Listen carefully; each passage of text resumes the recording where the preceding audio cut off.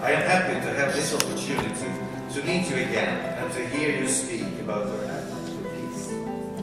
Last spring, I traveled to Colombia with the delegation from the Swedish Parliament to make an official visit. And among all my impressions from the journey, one was the greatest, and that was my meeting with you, Mr. President. During our conversation, I was struck and I was so glad to hear and understand your determination to bring about an agreement and all your hard work to get there. Mr. President, you and the peace process have been awarded the Nobel Peace Prize, but the hope for long-standing and sustainable peace for the Colombian people is a prize to everyone who is dreaming of peace. I am very happy and very honored to address this assembly of the Kingdom of Sweden and speak about a topic that we are all interested in, peace. Last December 10th, Saturday, the same day we were commemorating the 120th anniversary of Alfred Nobel's death.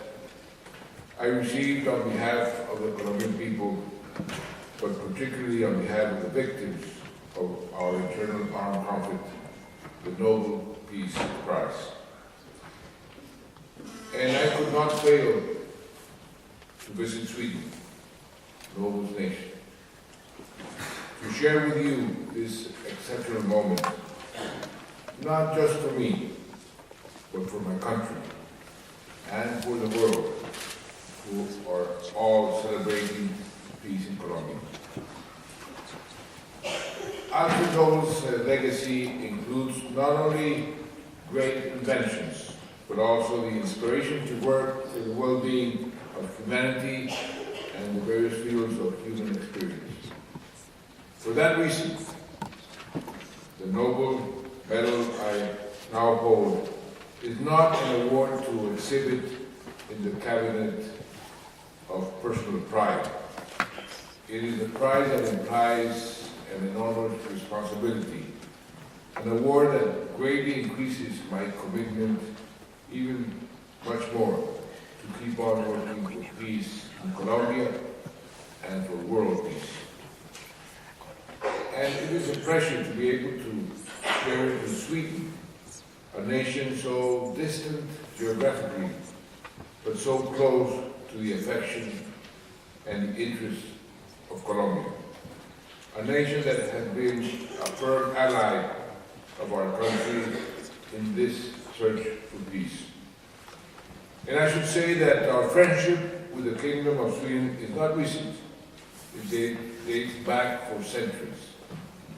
In the 18th century, Carl Borromeo, the greatest naturalist ever, held a considerable and interesting correspondence with Spanish scientist José Celestino Montes, who led from Bogotá the most important botanical expedition in the history of the Americas. Montes sponsored the trip of his disciple Clemente Ruiz to Uppsala to perfect his scientific knowledge. And here in Sweden, Ruiz learned new methodological procedures that proved to be quite useful in Colombia later. Swedish citizens pioneered mining in the mountains of Antioquia, my country, at the beginning of the 19th century. One of those pioneers was Carlos Segismundo the Great, who originated a family that has given splendor to Colombia in science, in arts, in literature, and law. The Great family tree, to give just two examples, gave us one of our greatest poets, León the Great, and the former Minister of Justice and current Director of the Chamber of Commerce of Bogotá, Mónica the Great, who is organizing the first summit of Nobel Peace Laureates to be held next year in February in in Bogota. Therefore, it is quite clear that the physical distance between Sweden and Colombia becomes shorter when we speak about the ties of affection and blood. Furthermore, back in October of last year, we had a very gratifying opportunity to welcome Her Royal Highness Crown Prince Victoria, as well as Prince Daniel, and a high-level delegation of Sweden to Colombia.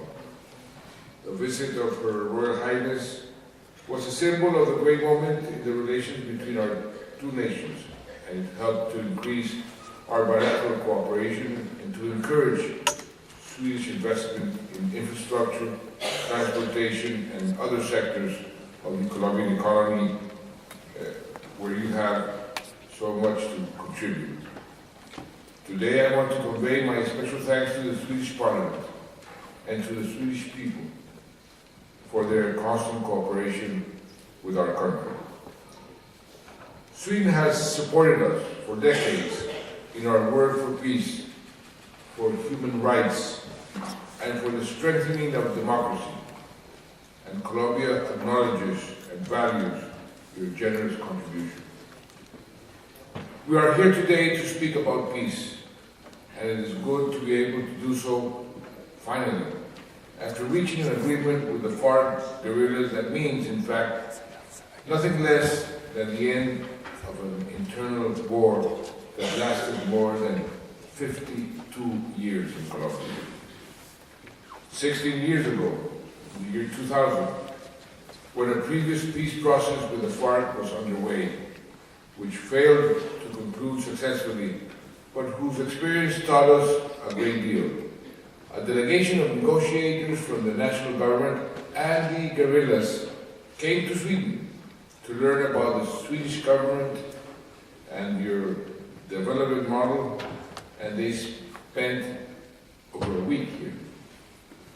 Without a doubt, it was a very interesting experience for them, for the guerrillas, to see how the principles of social democracy harmoniously articulate with the work of business owners and labor unions for a common purpose, the well-being of the people.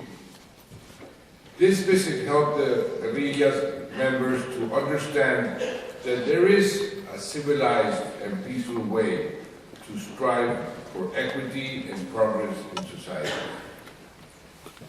Unfortunately, 16 years ago, the time for peace had not yet arrived.